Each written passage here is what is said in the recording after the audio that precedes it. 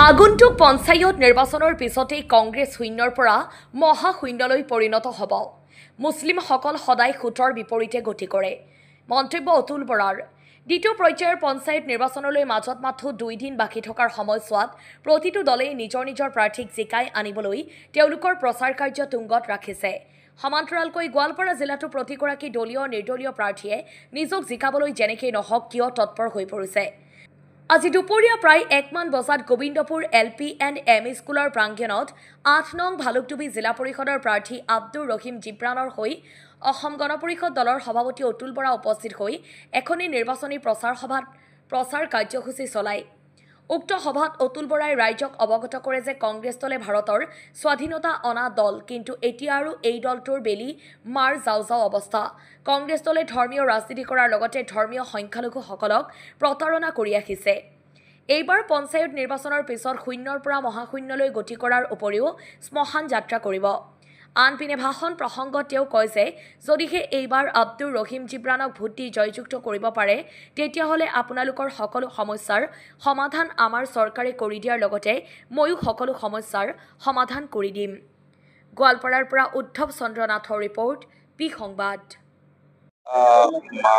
মই ভাবো যে সম্পূৰ্ণ বেলেগ হৈছে, কাৰণ লোকসভা ইলেকশ্যন আৰু পঞ্চায়ত নিৰ্বাচনৰ মাজত পাৰ্থক্য আছে। পঞ্চায়ত নিৰ্বাচনটো হৈছে একেবাৰে স্থানীয়, এখন সৰু চৰকাৰৰ কাৰণে তেওঁলোকে ভোট দিব গঠন কৰাৰ কাৰণে।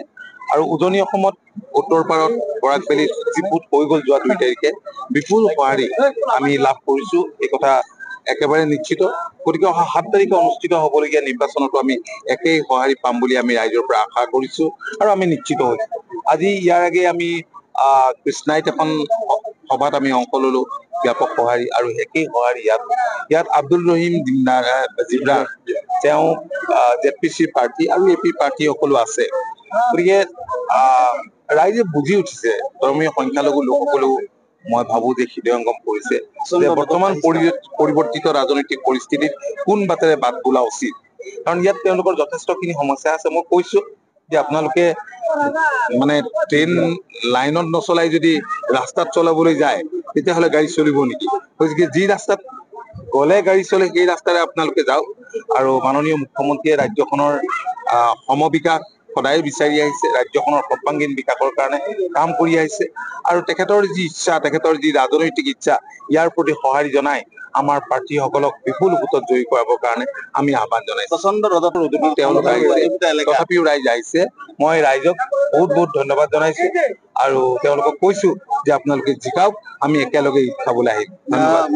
তেওঁলোকে আহি থাকিব, গৈ থাকিব, আৰু আপোনালোকে জানেই যে এইবাৰ কংগ্ৰেছ সম্পূৰ্ণৰূপে একেবাৰে মই ভাবো যে কংগ্ৰেছৰ এয়া শ্মশান যাত্ৰা, কংগ্ৰেছৰ এয়া পঞ্চায়ততে শ্মশান যাত্ৰা আপোনালোকে দেখিব।